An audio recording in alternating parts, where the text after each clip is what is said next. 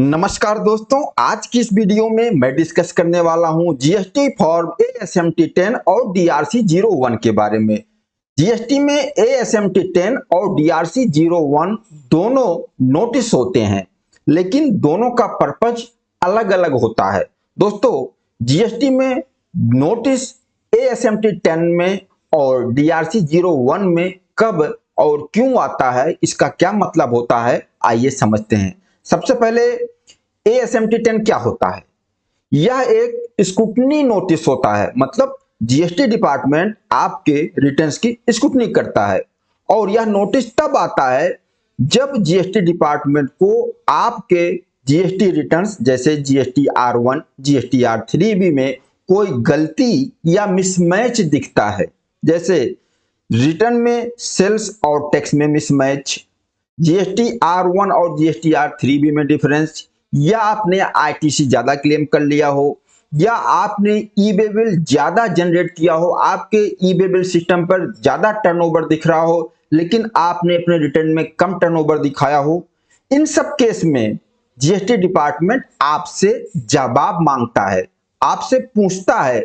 ASMT 10 में आपको notice issue करता है, आपसे डिपार्टमेंट पूछता है कि आपने रिटर्न में जो भी मेंशन किया है, जो भी अमाउंट दिखाया है, उसमें ये डिफरेंस क्यों है। डिपार्टमेंट आपसे ऐसा पूछता है और डिपार्टमेंट आपसे सिर्फ एक्सप्लेनेशन मांग रहा है ASMT 10 में, और आपको इसका रिप्लाई देना होता है ASMT 11 फॉर्म में। अगर गलती है, टैक्स इंटरेस्ट भी पेमेंट करना होता है, और अगर आपने ASMT 10 का रिप्लाई नहीं दिया या डिपार्टमेंट आपके इस रिप्लाई से संतुष्ट नहीं हुआ तो आपको नोटिस इशू कर सकता है DRC 01 में। अब हम देख लेते हैं DRC 01 क्या होता है। DRC 01 summary of show cause notice होता है। आपको department show cause notice issue करता है, उसका समरी होता है DRC 01 में, और यह एक सीरियस नोटिस होता है जिसमें आपसे डिमांड की जाती है कोई भी टैक्स पीरियड हो, उस टैक्स पीरियड का टैक्स, इंटरेस्ट और पेनाल्टी आप पेमेंट कीजिए, ऐसा डिमांड किया जाता है इस नोटिस में। और इसके लिए GST officer show cause notice issue करते हैं। ओके, अब ये जो सो कॉज नोटिस इशू होगा DRC 01 में किस किस सेक्शन के अंदर इशू होता है DRC 01, देखिए अंडर सेक्शन 52, 73, 74, 74A, 76, 122, 123, 124, 125, 127, 129 या 130, इन सेक्शंस के अंदर DRC 01 जनरेट होता है और CGST रूल 142 सब रूल 1 के हिसाब से जनरेट होता है।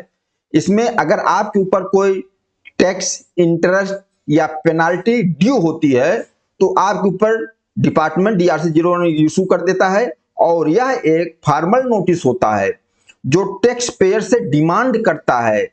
अब चाहे टैक्स पेयर उस डिमांड अमाउंट का पेमेंट कर दे या फिर उस डिमांड नोटिस के अगेंस्ट चला जाए, उसका रिप्लाई दे।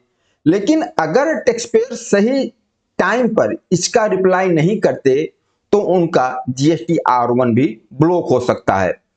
DRC 01 एक समरी डिमांड है टैक्स, इंटरेस्ट एंड पेनाल्टी का, और जब आपसे DRC 01 के अंदर जो भी टैक्स का डिमांड किया जाता है तो उसमें सेक्शन भी लिखा होता है किस सेक्शन के अंदर आपको यह नोटिस इशू किया गया है।